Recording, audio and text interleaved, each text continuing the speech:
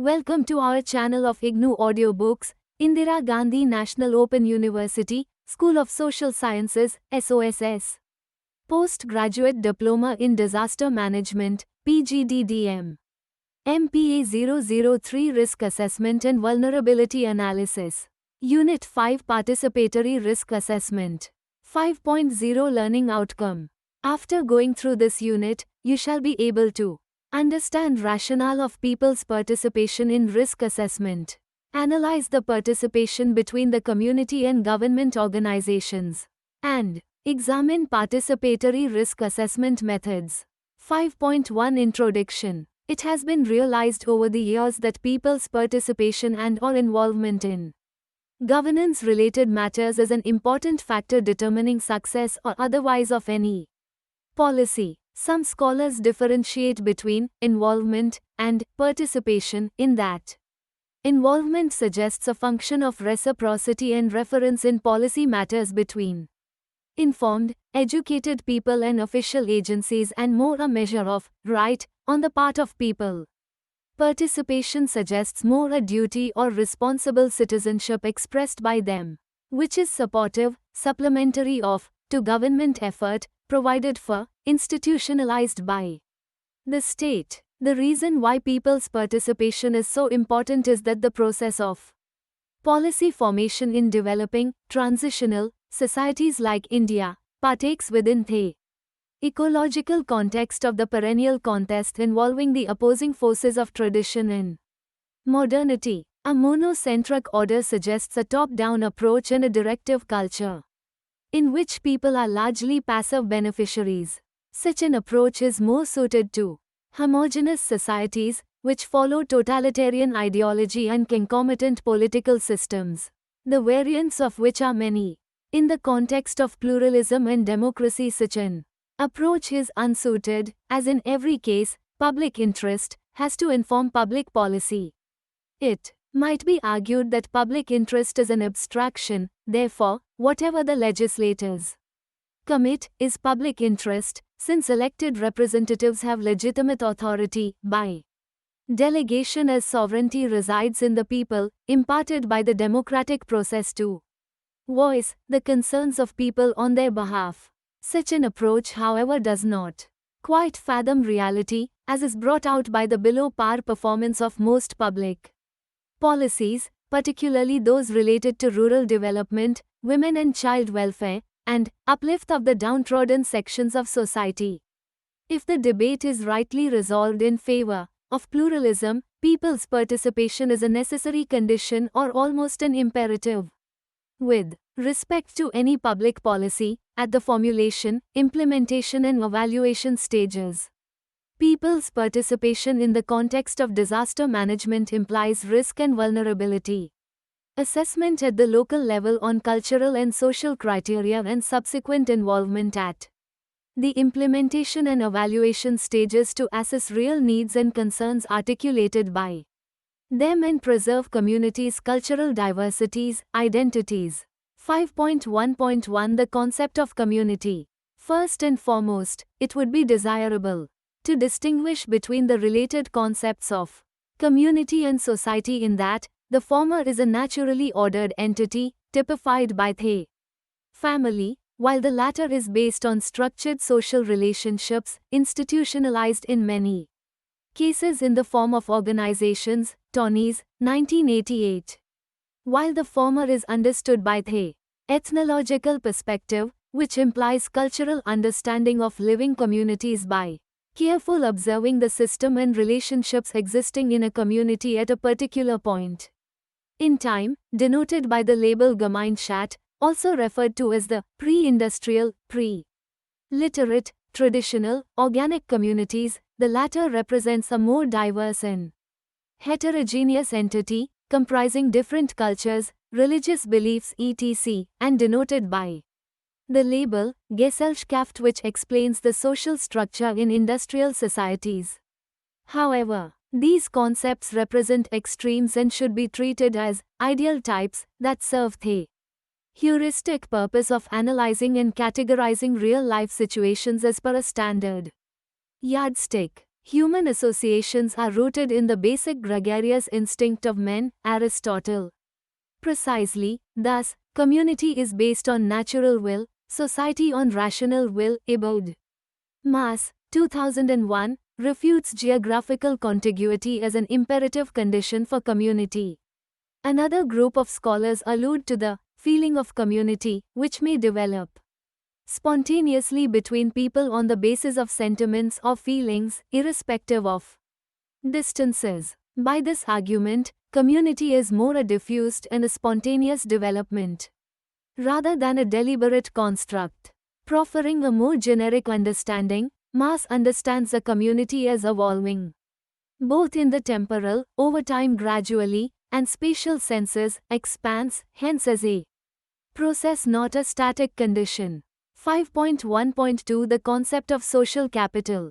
Social capital is an economic analogy for bonds of community cohesion, which can translate into tangible gains. Social capital refers to the collective value of all social networks and the inclinations that arise from these networks to do things for each other. In other words, norms of reciprocity, Putnam, 2005. The central premise of social capital is that social networks have tangible value, which cannot be discounted in cost-benefit analyses or policy implementation and evaluation.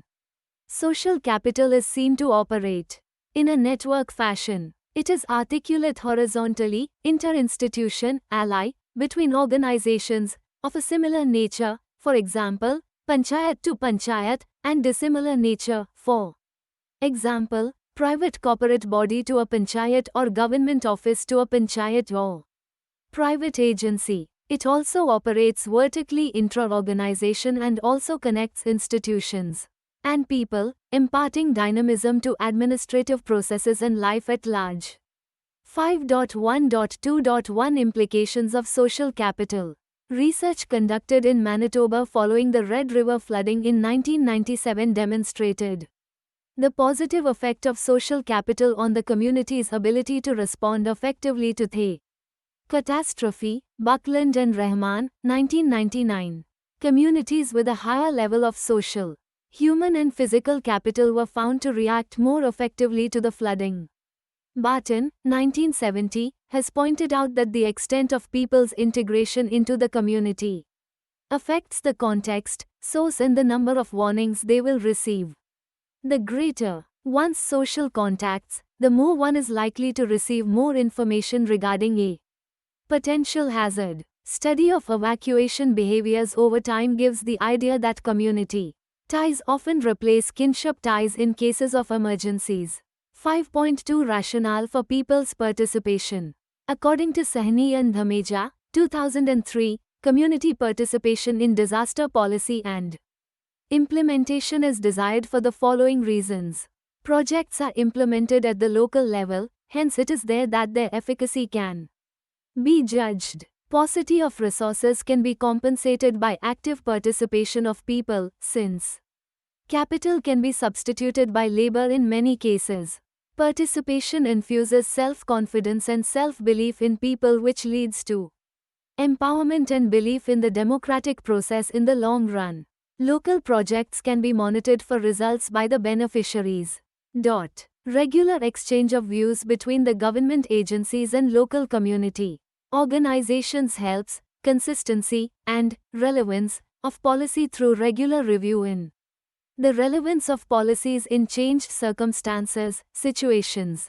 Participation ensures rationality of policies in that they are more based in fact than abstract. Judgments are real more than academic, based as they are on need. Articulation by local community representatives. It is also likely to be more inclusive, in that marginalized and segregated sections are granted voice for their specific requirements through the democratic process of interest articulation through self-governing institutions and local community-based organizations operating at the grass roots level, and participation ensures that governance is more in consonance with the idea of grass roots democracy. There is a need to have proper match between goals and methods of these agencies with the needs and capacities of beneficiaries, Sahni and Arya Bandhu 2003. This is possible only through community participation. To realize the possibility, 4 main actors are involved. Politicians in governments, the news and information media, government administrators and professionals, people in the community. Administrators are expected to articulate interests on the part of the passive public and elevate these to the level of administrative norms as policy inputs. In this case, the administrator is expected to exercise discretion in distinguishing private from public interest. In each case, since public interests pressing for attention at each stage in the hierarchy may be diffused or possibly operating as subterfuges for private interest which might make identification, sieving of public interest difficult in the maze. The vital function of political communication is performed by the elected representatives of the people and also the fourth estate, which is important in ensuring responsiveness of administration and in raising the level of risk perception. In other words, awareness of risk among people and their elected representatives, and its prioritizing among policy choices. In order that community members articulate needs successfully, access to information is vital in understanding administrative processes.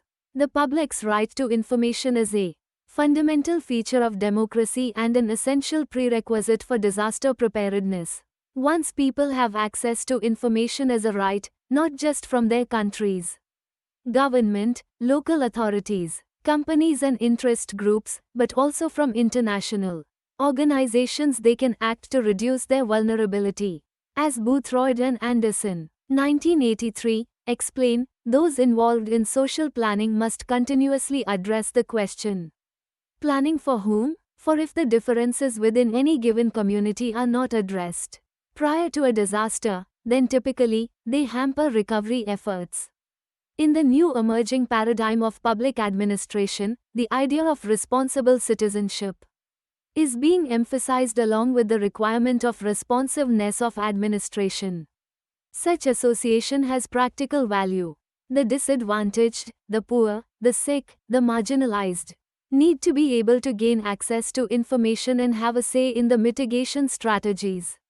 For example, as Bolin, 1993, points out, with regard to the earthquake in Whittier Narrows, a suburb of Los Angeles, the construction that followed resulted in reduced low-rent housing and increased rents in commercial buildings firm to prepare a plan for the uptown area. The Whittier Narrows Earthquake Relief Fund, $420,000, originally intended to provide relief to all victims, ended up going exclusively towards grants for small businesses that agreed to stay in the uptown area.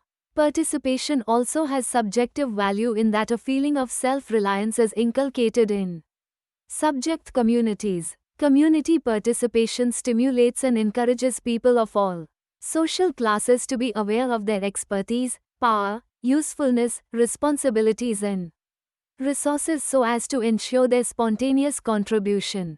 Participation of women in other backward sections of society promotes solidarity in group functioning. IBID participation also ensures cost-effective implementation in that local transportation, storage, and maintenance is much cheaper and also minimizes loss which generally accrues in centralized control of implementation and monitoring functions. More choices are inherent in a pluralized setup than in a centralized, directive setup.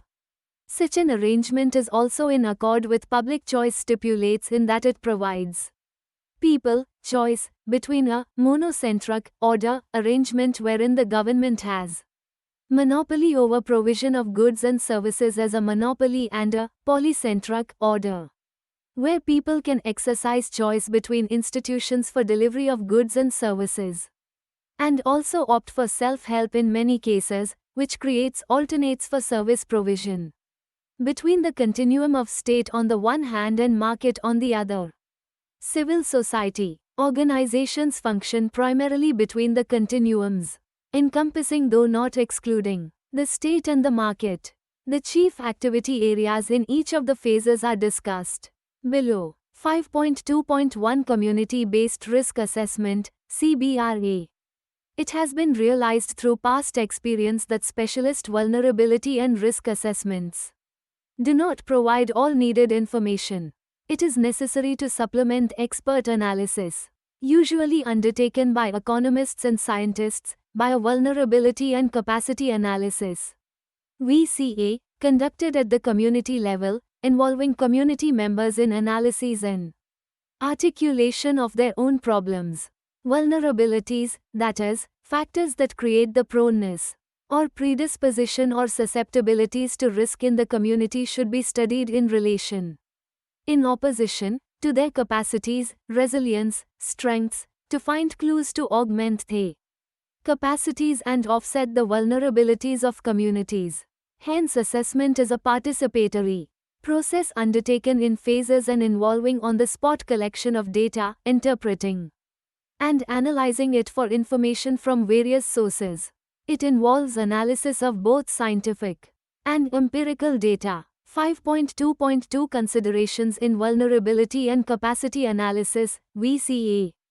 Cross-categorization to identify vulnerable communities besides simple categorization of at-risk communities on the basis of gender, age, ethnicity, religion or caste has to be attempted. For example, women and children are vulnerable groups, cutting across caste and class categories in disaster situations. Hence, disaster policy has to be sensitive to such differentiations, especially in the matter of involving people in disaster policy. 5.2.3 Advantages of Community-Based Risk Assessment. As Britain, 1989, points out, there was a rift between the public and the planners, and the destruction of public confidence contributed significantly to the failure of the planners to bring about changes in land use that were desirable, following a cyclone in Darwin, Australia. By 1977, as reconstruction neared completion, land use change in Darwin had, if anything, reinforced the pre-cyclone trends which the planners had tried to halt.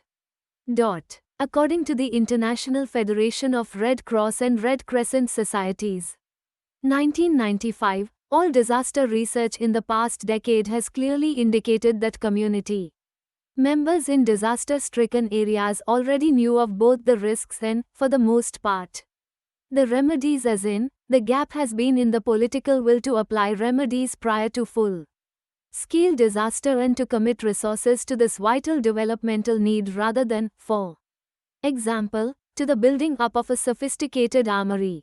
In Vietnam, local institutions are beginning to implement the grassroots democracy program, which calls for increased discussion of development priorities and budgets among local people, and for commune authorities to exercise greater transparency and accountability in their interactions with local communities. Together with the commune, government agency, the People's Committee has become increasingly active in formulating development plans for land use development, organizing input supply, training commune extension workers, and planting bamboo and indigenous species, agroforestry development to alleviate poverty and achieve ecological objectives. Such a strategy could reduce villagers' reliance on vulnerable stony lands in the flood plain.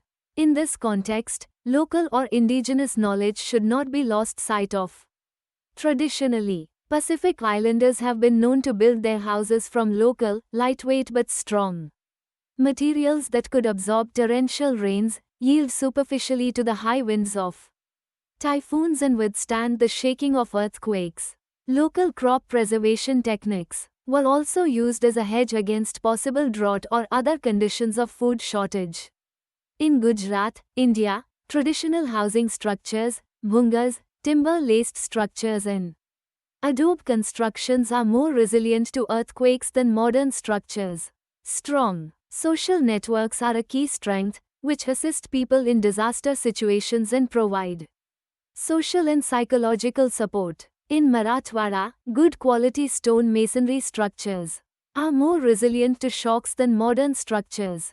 According to Paul Mundy and J. Lynn Compton, 1991, quoted in Jigyasu, 2002, SOSS, of indigenous information are indigenous experts, such as farmers particularly skilled in certain activities, indigenous professionals, such as healers and irrigation specialists, innovators, people who experiment with and develop new techniques, intermediaries, those who pass on messages, such as town criers and messengers, and recipient disseminators, all others who receive information, modify it and pass it on. 3 essential shifts are advocated for reducing vulnerability in rural communities of India and Nepal, namely, moving from external resources to development of local resources in land and land use practices, cultural heritage and skills and construction materials. Moving from only stressing social consequences of disaster towards ethical and overall developmental perspectives. Moving from command and control and relief model towards community-determined development model facilitated by CBOs, NGOs, and local self-governance, panchayat institutions, specifically for improving post-earthquake rehabilitation policies and practices. The following measures are recommended. Jigyasu, 2002. Formulating the policies by understanding the linkages to cultural and livelihood patterns. Recognizing the linkages of rehabilitation strategies to long-term development and sustainability. Perceiving disaster-resistant technology within a wider social, economic and cultural perspective. Emphasis on culturally rooted education. Ability to intervene in local power structure.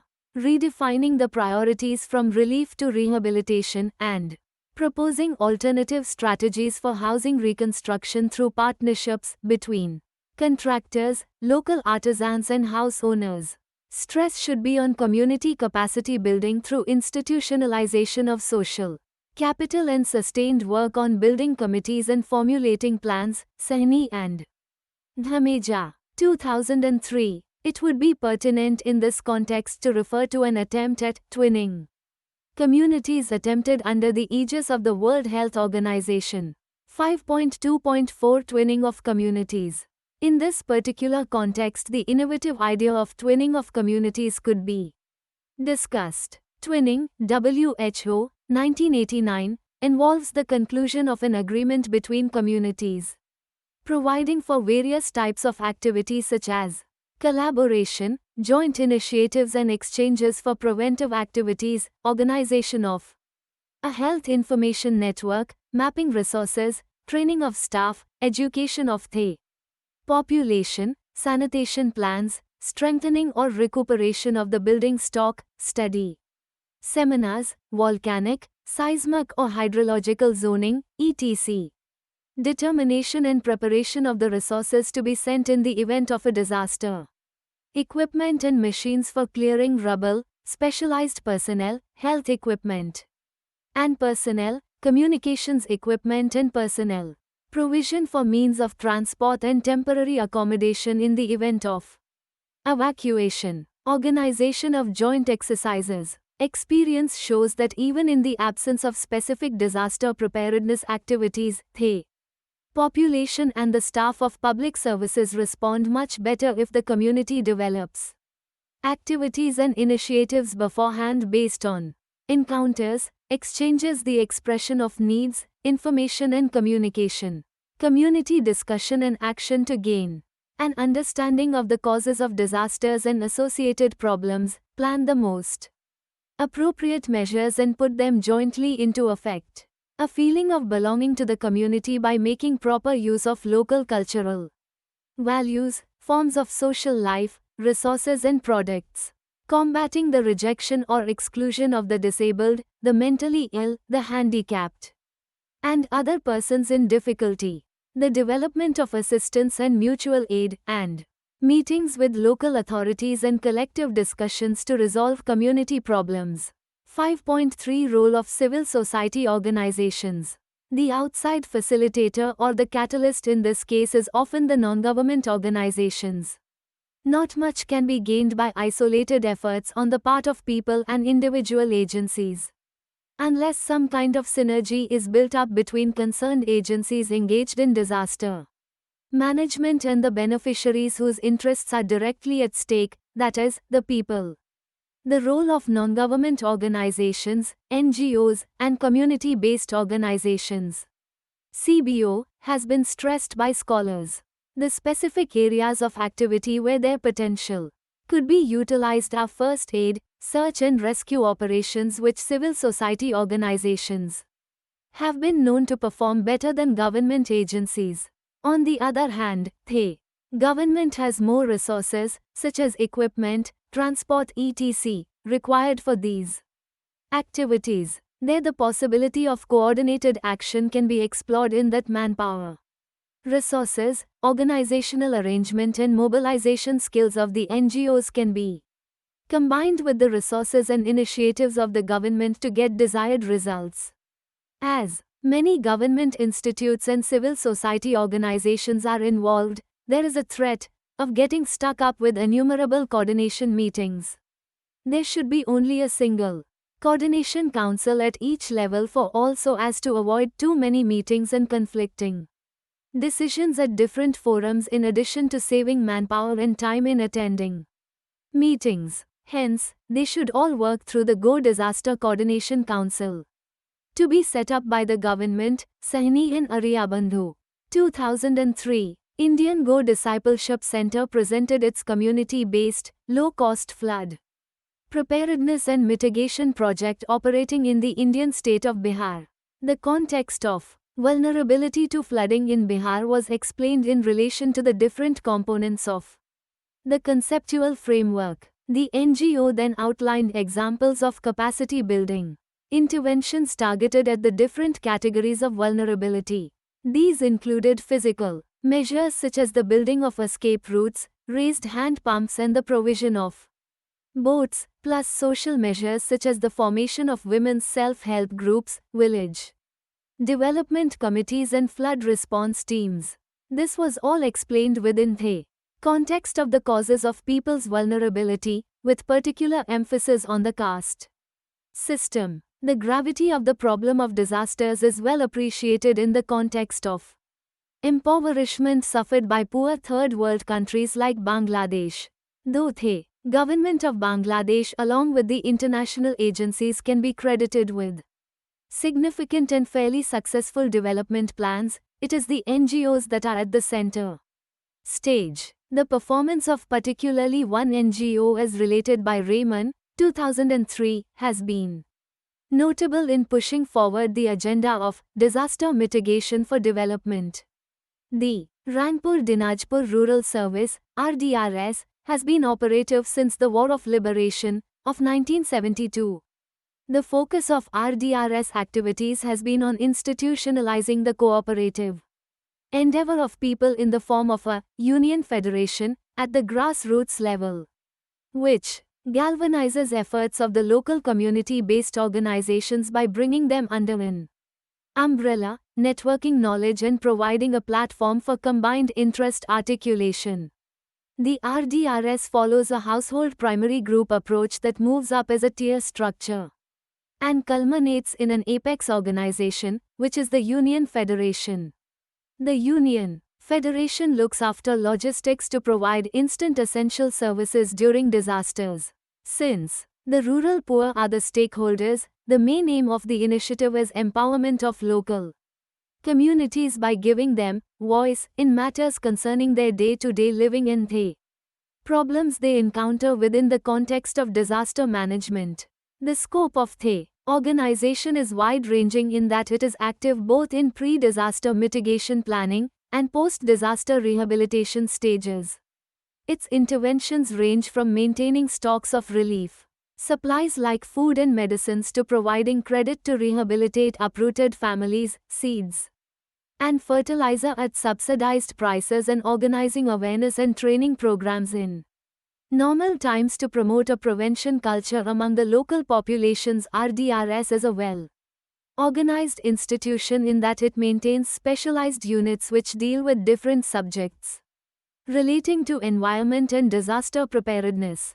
It has made significant moves such as promoting tree planting on a regular basis, promoting education to increase employment opportunities and increase livelihood options among vulnerable communities at the grass roots level. Institutionalization of cooperation, also understood as harnessing of positive social capital, resource, is strongly endorsed by Uma Medari, 2003, through appropriate structures at the local level through which people can participate effectively in the decisions that affect their lives. She also calls for integration of rural development strategies that are presently fragmented across villages. There is need for integration, since there are ecological, ethnic, and cultural differences between villages. Though it can be said that policy needs to be sensitive of such plurality, it cannot be handed down as an excuse for a dispersed, scattered approach to policy planning that is largely unfructuous. She supports her argument by citing some case studies that have shown successful results applying the aforesaid approach. Such successful attempts call for the desired paradigm shift in public administration, geared towards good governance. Concerted effort on the part of people and the government has transformed the Jhabua village in Madhya Pradesh into a sea of green. The people were involved at the initiative of the administration in management of land and water resources on a big scale. The results borne out by case studies have been heartening. 1. The famous Chipko Andolan raised awareness among people, especially women, regarding the significance of forest conservation. Various measures like planting of trees chosen by the village women to meet their local needs, promotion of agro forestry etc. have been taken up by the village women. 2. An environment-friendly way of disposing waste was devised by the local residents. Through local organized communities, like welfare residents associations, civic forums, women clubs etc. under the aegis of the Center for Environment Educations, c. Organic methods were used to decompose and recycle waste. 3. The Northeast serves a good example of collective endeavor in many aspects of governance, not just environment management. Traditional dug-cum embankments were an excellent heater harvesting technique collectively set and used by the members of the community. 4. A fodder security system was set up at the initiative of SEWA, Self-Employed Women's Association, the National Dairy Development, NDDB, and the Disaster Mitigation Institute. The scheme used the infrastructure of local cooperatives that bought fodder at fewer prices and stored it up for dry season, in Banaskantha in Gujarat to meet the threat of droughts. The village community and the panchayats were convinced of acquiring wastelands. These are common property that are individually used but managed by the village community, for fodder storage.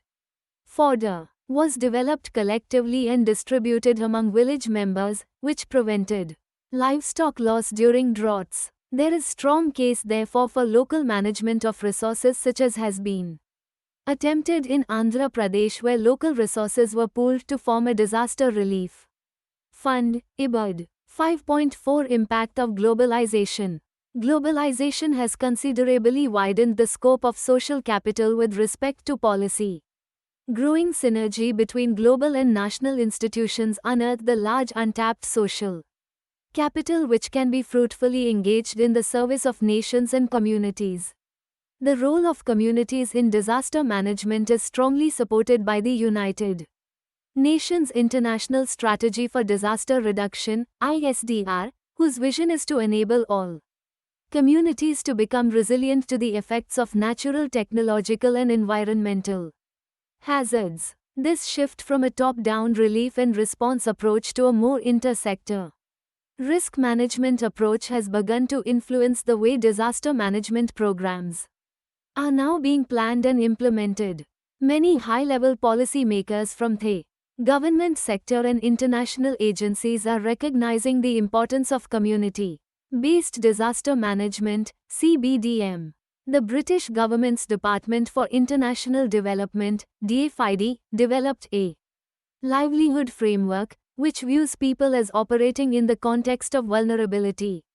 The Disaster Preparedness European Community Humanitarian Office, DIPECHO, developed an action plan for Southeast Asia in 1999, which identified the need to provide an Institutional arrangement in targeted countries for training of national, provincial, local, governmental and non-government institutions to enable them to incorporate community-based disaster risk management in their programs.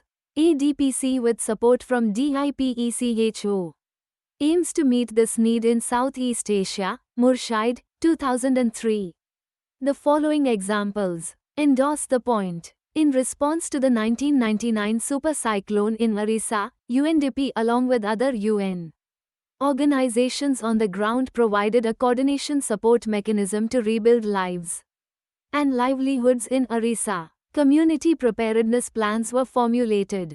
A people-centered approach to disaster management, combined with the enhancement of local capacities, has been the key factor in ensuring the achievement of long-term disaster prevention and mitigation objectives. The most important components of disaster mitigation interventions in the Orissa state have been piloting community-based disaster preparedness programs, promoting alternative technology in housing for hazard mitigation, demonstrating the use of information and communication technologies, ICTs, in disaster preparedness and response, strengthening multi-disease surveillance systems, drought mitigation through decentralized planning in drought-proofing, sustainable livelihood recovery in flood-affected areas, promoting volunteerism for disaster preparedness.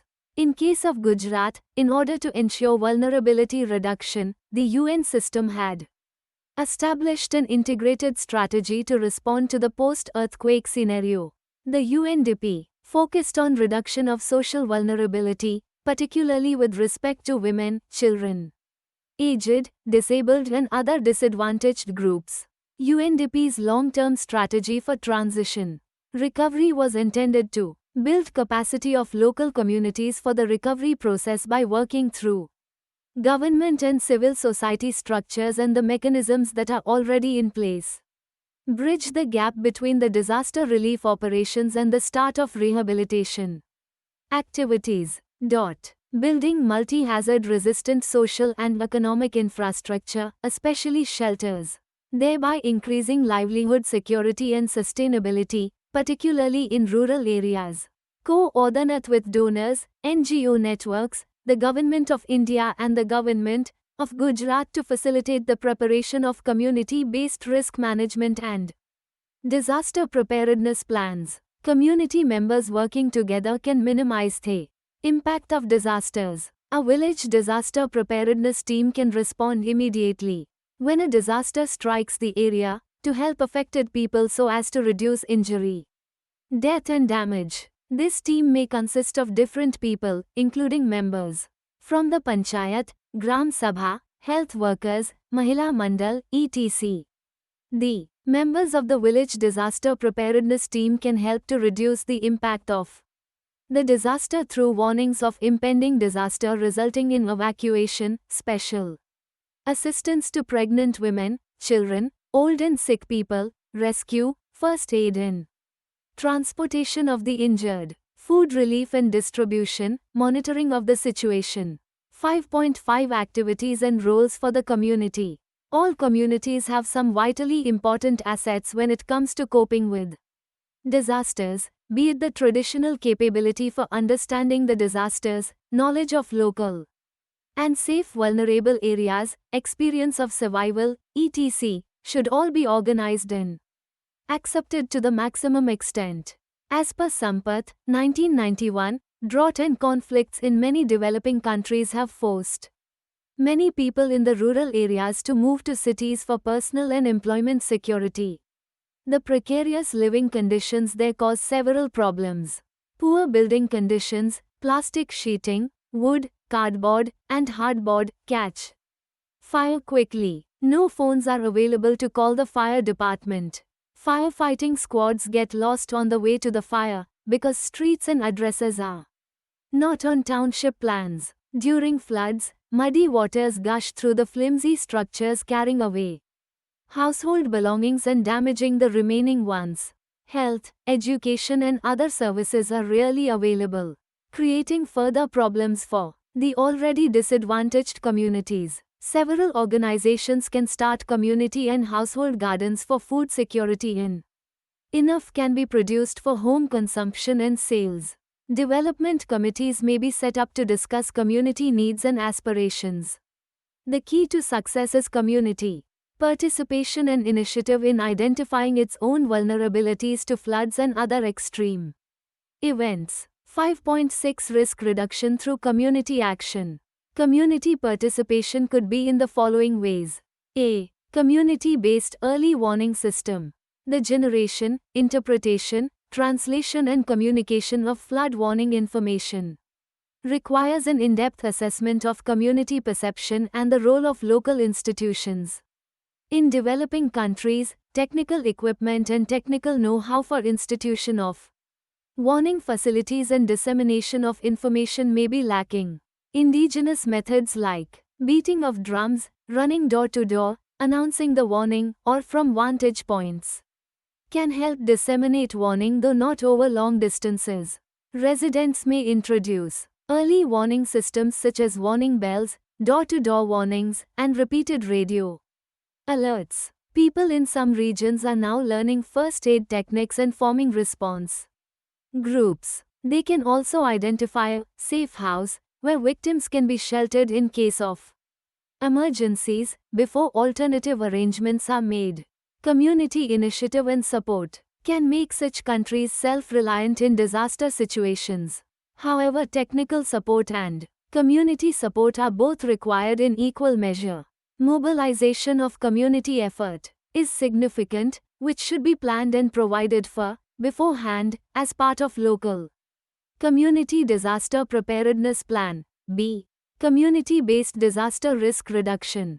In the words of Zubair Ahmad, 2003, the prime objective of the application of participatory risk assessment (PRA) tools in community risk assessment is not data collection, but empowerment of people. Once people learn to analyze the situation and identify the causes of their problems, they could also find solutions. Capacity building of communities through catalytic government intervention could contribute significantly to disaster risk reduction. Specific areas for capacity building are outlined as follows by Zubair Ahmad, 2003. Training of local masons in disaster-resistant construction in flood and earthquake-prone areas could go a long way in minimizing the threat to human life and property in the event of a disaster. Similarly, imparting awareness and training to farmers in water harvesting techniques in drought-prone areas and water purification techniques in flood-prone areas. Specific application, also generally in case of other disasters such as chemical spills, drought-resistant crops etc., can bring about a sea change in disaster management in the countryside. Commendable work is being done in Sri Lanka and Thardeep, Pakistan under the Thardeep Rural Development Programme, TRDP. Alternate livelihood options as per the vulnerability and capacity analysis should be attempted. One of such attempt is the crop diversification scheme in which the farmer is encouraged to plant drought-resistant varieties along with the main crop to sustain loss in case of a drought. Such work has been successfully implemented in the Philippines and Vietnam. Pest-resistant seed varieties are being replaced by hybrid varieties in the market. It is important to establish seed banks and nurseries to strengthen people's capacities as against vulnerabilities during droughts. Nurseries propagate different varieties of trees such as utility trees, bamboos, forest trees and other plants, which provide viable options during droughts. Appropriate storage facilities should be provided to prevent loss of income during lean seasons. Awareness should be created about environmental protection measures such as reforestation, rehabilitation of watersheds, and replenishments of first reserves. They should be made aware of destructive impact of slash and burn agriculture. They need to be trained in environment-friendly technology to reduce risks from environmental hazards. Community-based organizations have a crucial role to play in rescue and rehabilitation efforts. Local rescue teams should be organized and trained in rescue activities in Use of relief equipment like life jackets, megaphones, first aid kits and rescue boats.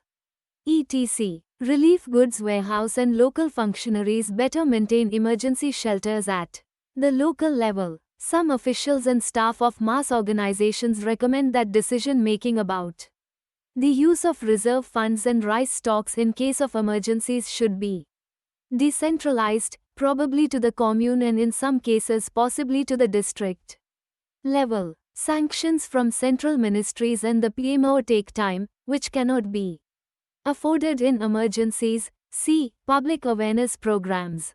As with training, responsibility for public awareness programs needs to be clearly stated.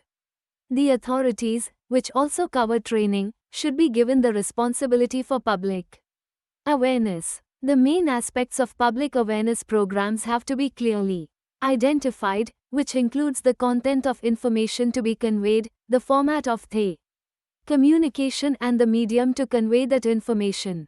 Apart from these, other aspects that need to be focused on are community experience of disaster and expectancy and dependency factors that have made people dependent on the government for assistance. The three main aspects are discussed below.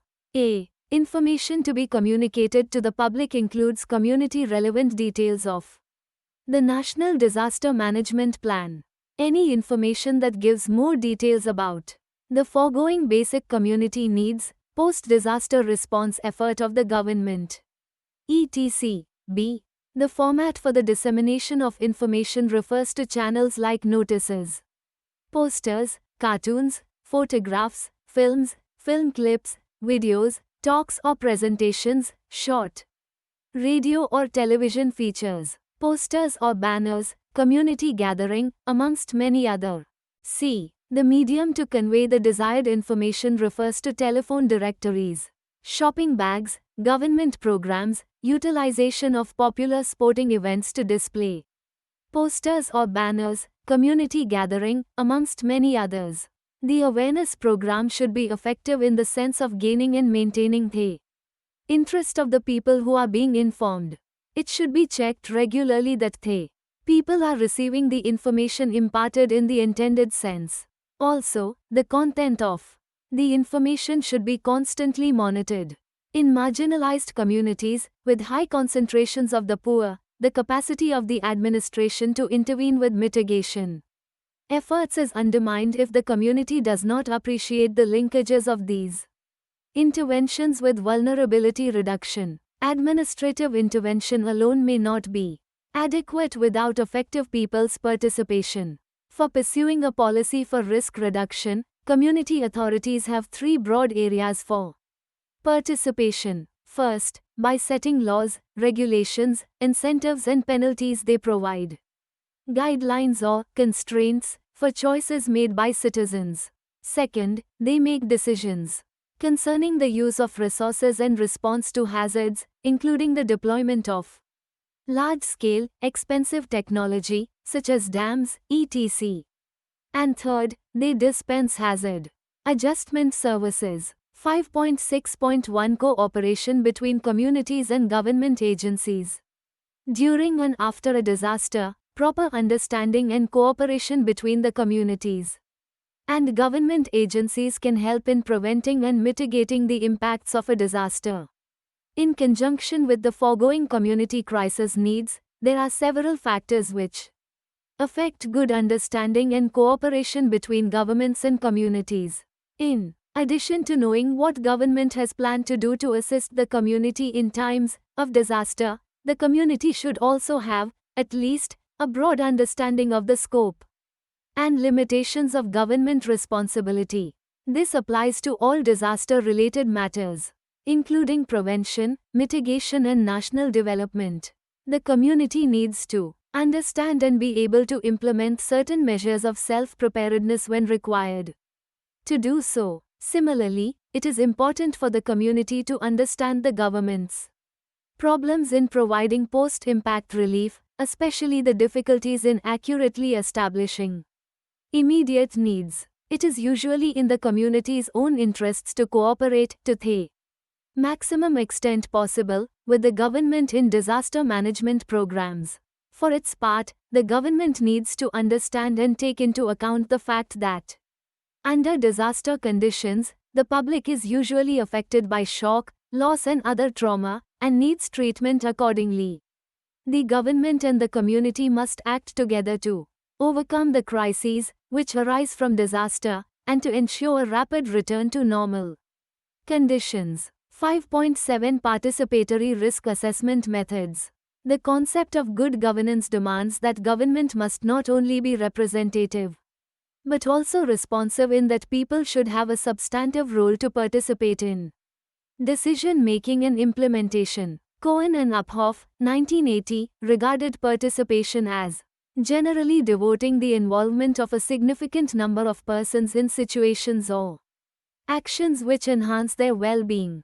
Paul, 1987, defined participation as, in the context of development, community participation refers to an active process whereby beneficiaries influence the direction and execution of development projects rather than merely receive a share of project benefits.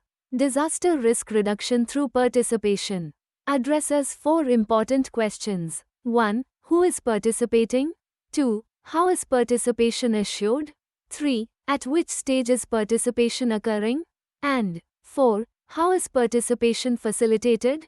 Some widely used methods of participation, which could be made ample use of for participatory risk assessment, include a. Workshop-based methods.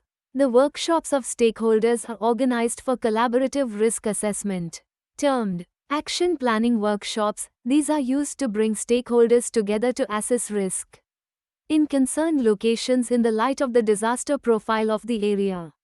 The purpose behind such endeavors is to begin and sustain stakeholders' collaboration and foster learning by doing atmosphere, which in longer term is supposed to enable communities and groups to be conversant with the amount of risk for themselves on their own. In such workshops, a trained facilitator, who has diverse knowledge and expertise, guides stakeholders, namely government organizations, NGOs, CBOs, local governments, communities, and citizens, through a series of activities to build consensus in identification of elements at risk and also the most vulnerable area, infrastructures and populace. Development Planning and Administration, 2003. Some common types, techniques and methods, which could be of greater relevance towards participatory risk assessment, include a. Appreciation Influence Control, AIC, which is a workshop-based technique, encouraging the stakeholders to consider the social, political, economic and cultural factors along with technical and economic aspects that influence a given area. AIC helps the participants in identifying a common purpose and pursuing that purpose collaboratively, which in this case is risk assessment. It also encourages the stakeholders to realize the relevance of the purpose and creates an enabling forum in that activities.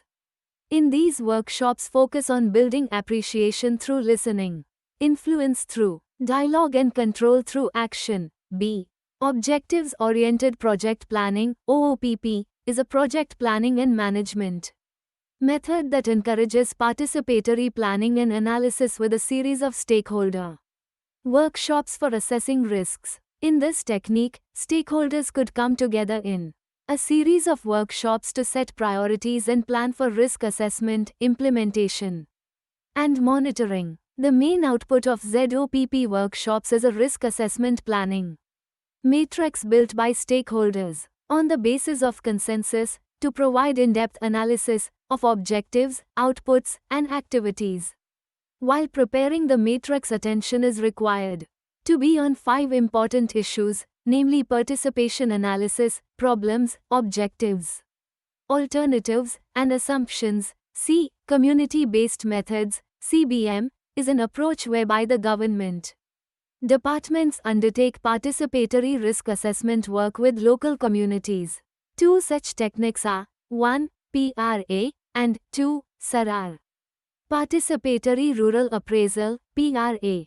Most widely used approach, Participatory Rural Appraisal, PRA, has captured the imagination of all development planners and thus could be of much relevance in risk assessment. Many believe that PRA has evolved out of rapid rural appraisal, RRA. It goes without saying that good PRA activities empower, are different each time, improvise, and innovate, thus enhancing awareness in rural folk about their surroundings. However, there are examples where a lot of activities labeled as PRA are routinized and wooden, and at worst exploit and disillusion poor people who participated. PRA is a label given to a growing family of participatory approaches and methods that emphasize local knowledge and enable local people to do their own appraisal, analysis, and planning. There are three terms which we should be acquainted with, especially for participatory: risk assessment purpose, development planning and administration, 2003. IRRA. RRA originally stood for Rapid Rural Appraisal, but its approach and methods are also used in urban and other contexts. RRA is a data collecting approach, with the analysis done mainly by experts. There are some methods which are typically RRA methods, like observation, semi-structured interviews, transects etc. Whereas participatory mapping, diagramming, using the ground in various ways, making comparisons etc., often in small groups are typically PRA, PLA methods. PRA. PRA originally stood for Participatory Rural Appraisal, but its applications are in many other contexts besides rural, and good practice is far more than just appraisal. It enables others to do their own appraisal, analysis, planning and action, to own the outcome and to share the knowledge. The target group could be local, rural or urban concerning people, women, men or old, or members of an organization or group. Three common elements found all over world in a PRA approach are self-aware responsibility, individual responsibility and judgment exercised by facilitators, with self-critical awareness, embracing error, equity and empowerment, a commitment to equity, empowering those who are marginalized, excluded, and deprived, often specially women. Diversity, recognition and celebration of diversity. As PRA is about innovation, other features too can be added to the list. Inventiveness and improvisation, which are a part of PRA, are helping people in different parts of the world in developing their own varieties of approach and method. In the past decade, PRA has expanded and spread, from appraisal and analysis to planning, action and monitoring and evaluation, from rural to urban, from field applications to applications in organizations, from a few sectors and domains to many, from NGOs to government departments and universities, from a few countries to many, from methods to professional and institutional change, from behavior and attitudes to personal change, from action to policy influence, and from practice to theory, etc., and could be of substantive use in assessing risks. PRA entails shifts of emphasis from dominating to empowering, closed to open, individual to group, verbal to visual, and measuring to comparing, ranking in scoring. PLA. PLA stands for Participatory Learning and Action. As a term, it is often used interchangeably with PRA. As per Linda, PLA combines a set of diagramming and visual techniques originally developed for livelihoods analysis and now widely used in natural resources departments in development agencies. They have since been adapted for use in other sectors including enterprise development and underlying principles of grassroots participation from human rights activism, which involve rethinking power relations and partnerships between development agencies, experts and poor people. These are now being developed further to facilitate negotiations between different stakeholders in projects and policy dialogue. The underlying principles of PLA, listed by Linda, include embracing complexity, recognition of multiple realities, prioritizing the realities of the poor and disadvantaged, grassroots empowerment, from assessment to sustainable learning, and relating learning to Action, self-esteem, associative, strengths, resourcefulness, action planning, and responsibility. SARAR. This participatory approach is geared specifically to the training of local trainers, facilitators. It builds on local knowledge and strengthens local capacity to assess, prioritize, plan, create, organize, and evaluate. It promotes 5 attributes, namely, self-esteem, associative, strengths, resourcefulness, action planning, and responsibility. SARAR's purpose is to I. Provide a multi-sector, multi-level approach to team building through training. E. Encourage participants to learn from local experience rather than from external experts. And E. Empower people at the community and agency levels to initiate action. A commendable aspect of community-based methods is that they enable participation regardless of the literacy level. This approach is based on interactive and often visual tools.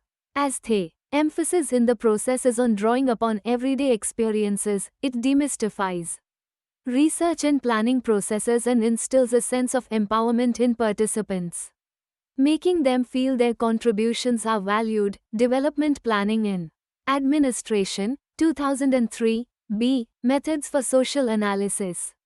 Social analysis could assume importance in risk assessment in the light of the fact that social factors and social impacts, including gender issues, need to be a central concern of, in all risk assessments. The methods for social analysis incorporate participation and social analysis into the risk identification process.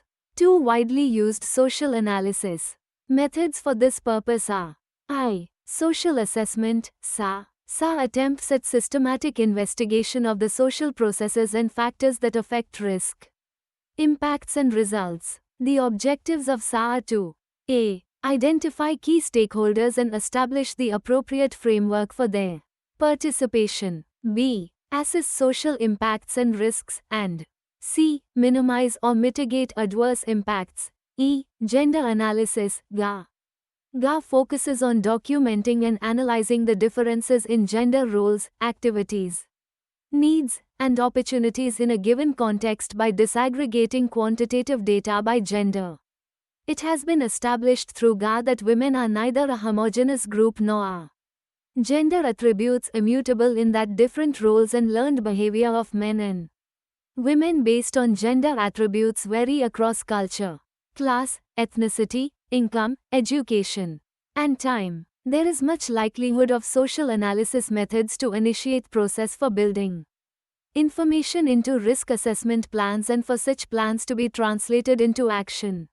Systematic analysis identifies the community's need perception and steps up ways to communicate this back to implementing agencies.